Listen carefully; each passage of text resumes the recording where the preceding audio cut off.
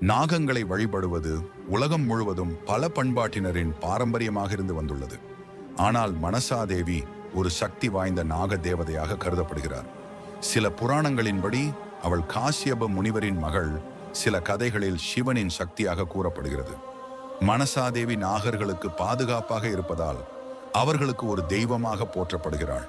அவளின் கோபத்தை விட எந்த விஷமும் குறைவாக இருக்கும் என்று நம்பப்படுகிறது. ஒரு நாள் பூமியில் ஒரு ராஜா இருந்தார், சந்திரதத்தன். அவர் நாகங்களை நம்புவதில்லை. ஒரு நாள் அவர் தவறுதலாக ஒரு நாகத்தை கொன்றுவிட்டார். அதன் பிறகு அவருக்கு பல துன்பங்கள் ஏற்பட்டன.